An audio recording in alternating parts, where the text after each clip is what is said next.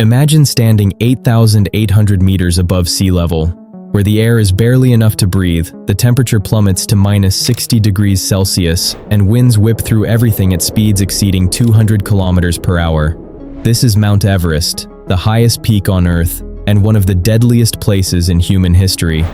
Since the first successful ascent in 1953, hundreds of climbers have perished on its icy summits, and some of their bodies remain there to this day, etched in the eternal ice, silent witnesses to the summit's harshness.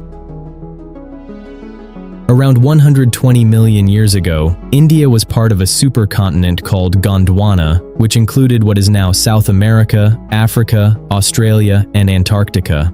Over time, India began drifting away from the supercontinent at a rate of 5 centimeters per year. However, by about 80 million years ago, this drift had increased to 15 centimeters per year. This new speed of drift will cause India to collide with the Eurasian continent. This collision will result in a massive mountain range stretching 2,900 kilometers, passing through 6 countries, from Afghanistan to China. This range is currently called the Himalayas, and its highest point will be Mount Everest, which reaches 8,848 meters above sea level. This distance changes from time to time due to the increasing snow cover on the summit. At the top of Everest, the atmospheric pressure reaches 1/3 of the pressure at sea level, meaning you only have 1/3 of the oxygen you are used to, so you need an oxygen tank during the ascent. The attempts to climb began in 1921 and continued for 32 years, during which there were 12 failed attempts until the New Zealand climber Edmund Hillary and the Tibetan climber Tenzing Norgay succeeded in May 1953. They were the first people to succeed in reaching the summit of Mount Everest.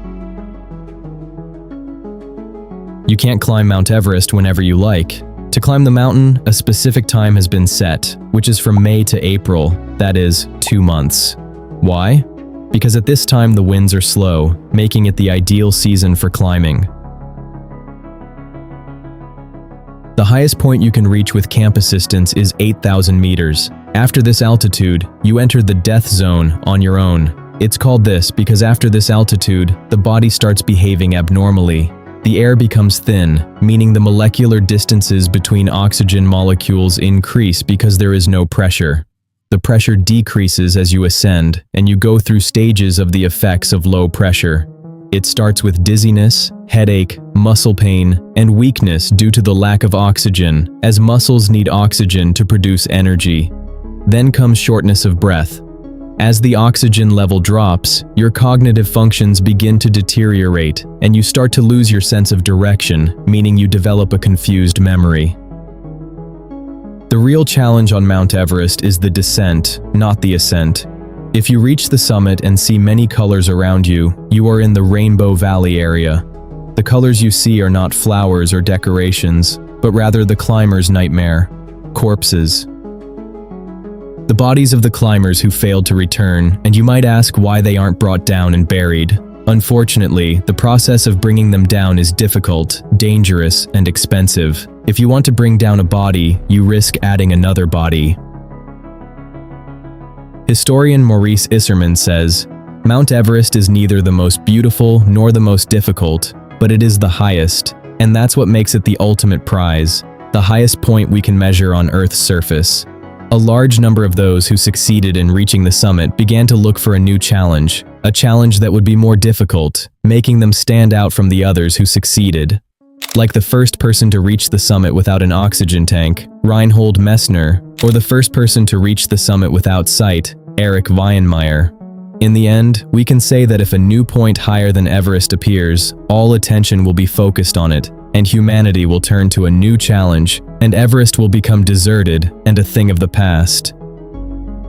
Ultimately, Mount Everest is not just an icy peak in the heart of the Himalayas.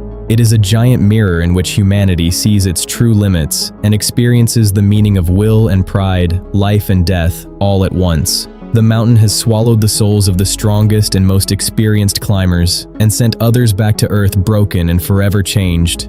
Because something happens above 8,000 meters, something no words can describe. And perhaps this is Everest's true secret, that it only grants you the summit when you give up everything for it, and when you return, you are never the same.